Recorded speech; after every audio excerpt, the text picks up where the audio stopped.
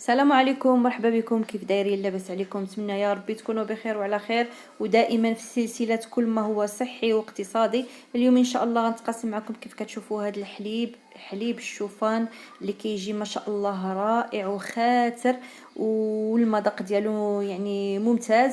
الا ذقتوه يعني جربتوه ودقتوه راه ما غاديش تقدروا تستغناو عليه صراحه، احسن من هذاك اللي كنشريوه على برا. اللي هي طريقته بسيطه بجوج ديال المكونات فقط.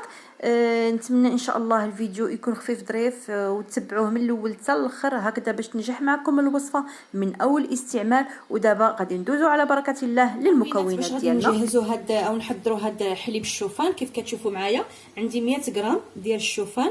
انا عندي هنايا اللي الحبه ديالو يعني شويه رقيقه ماشي كامله، مهرس. اللي كان عندكم نتوما يعني ماشي ضروري ديروا الحبه اللي تكون بحال هكذا. عندي 100 غرام وعندي يطرو ديال الماء. هادو هما المكونات. غادي هاد يطرو ديال الماء غادي نقسمو نص الكميه. انا راه عندي سخون، بغيتو ديروا نتوما ديروا يعني نص بارد ونص تسخنوه ماشي مشكل. انا راه عندي هنايا سخون. غادي ندوز نحط فيه هاد الكاس ديال الشوفان وغادي نخليه حتى يبرد. وغادي الشوفان غادي يمتص هذاك الماء كامل. غادي نخليه حتى يبرد، وفي نفس الوقت هذه الكميه اللي باقيه لي ديال الماء حتى هي تبرد. صافي غادي نخليه يعني المده اللي يبرد فيها نص ساعه ولا المده اللي يبرد فيها. صافي نرجع معكم. صافي هنايا من بعد ما تشرب الشوفان كيف كتشوفوا تشرب شويه ديال الماء، غادي نجيبوا الكاس ديال الخلاط الكهربائي غادي نديروا فيه هذه الكميه ديال الماء اللي بقات من داك اللتر. بطبيعه الحال راها بارده، وغادي نضيفوا عليها هذا الشوفان هذا.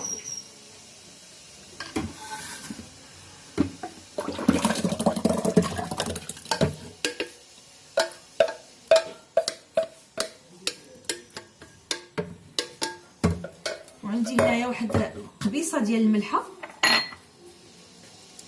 قبيصه ديال الملحه غير شويه.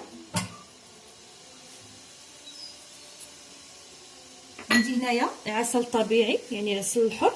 اللي ما عندوش العسل الطبيعي راه تقدروا ديروا واحد تمره ولا جوج ديال التمرات غير باش كيعطيه واحد المذاق حلو. صافي غادي نضيفوا هذا العسل وغادي نطحن كلشي، ومن بعد غادي ندوز باش نصفي هذا الشوفان هذا. ومن غادي ندير هذه المرحله غير باش ما يجيكمش الفيديو طويل.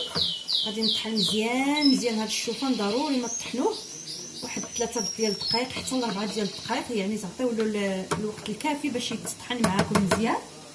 ومن بعد ان شاء الله غادي نصفيوه في واحد الدريره ديال حياتي، نصفيوه تماما من هاد يعني من هاد الشوائب ديال الشوفان، نخليو غير الماء صافي.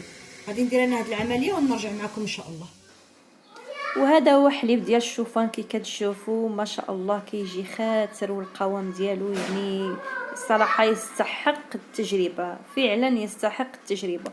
كيف قلت لكم انا حليته هنايا بالعسل. نتوما الا بغيتو ديروا التمر تحليوه بالتمر راه كيجي ممتاز، لان الا خليته غير هكذاك كيجي شويه المذاق ديالو يعني شويه لاذع.